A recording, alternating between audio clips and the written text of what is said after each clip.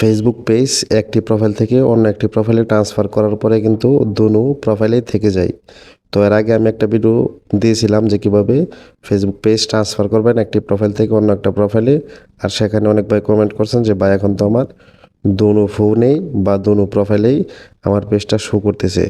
তো আমি তো আগের প্রোফাইলটাতে পেজটা রাখতে চাচ্ছি না, তো কীভাবে ডিলিট করব। তো আজকের এই ভিডিওতে আমি আপনাদেরকে সেটাই দেখাবো যে আপনারা কীভাবে ট্রান্সফার করার পরে প্রথম প্রোফাইলটা থেকে কীভাবে পেজটা রিমুভ করে দিবেন, ঠিক আছে। তো আগের প্রোফাইলটা থেকে আপনার পেজটাকে রিমুভ করার জন্য আপনারা চলে যাবেন হচ্ছে ফেসবুকে আসার পরে এখানে আপনি যে পেজটা এখান থেকে ডিলিট করতে যাচ্ছেন সেই পেজটা এখানে সুইচ করে নেবেন, ঠিক আছে।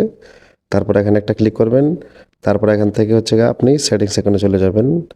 সেটিংসে আইকনে আসার পরে আপনারা একটু নিচে চলে আসবেন, দেখতে পারবেন পেজ সেটআপ বলে একটা অপশন আছে, আপনাদেরকে এখানে একটা ক্লিক করতে হবে।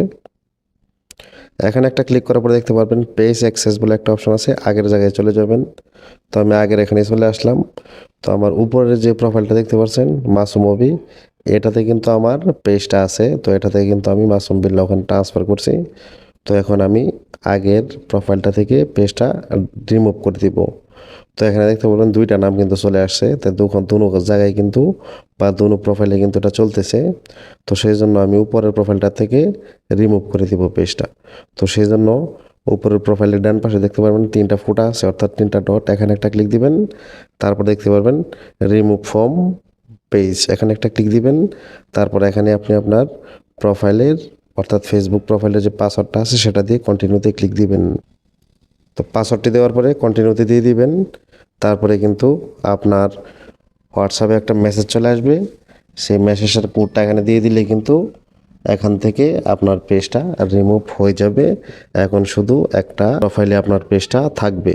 তো ভেরিফিকেশন কোডটা দিয়ে কন্টিনিউতে দিলে কিন্তু এখান থেকে পেজটা রিমুভ হয়ে যাবে। আমি আপনাদেরকে প্র্যাকটিক্যালি দেখাচ্ছি।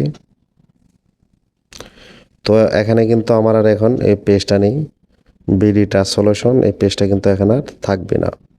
ওই যেখানে আসার পরে ওই যে একটু আগে কিন্তু দেখছিলেন, 1 সেকেন্ড আগে কিন্তু দেখছিলেন প্রোফাইলটা ছিল, হঠাৎ করে চলে গেছে, রিফ্রেশও দেওয়া লাগে নাই।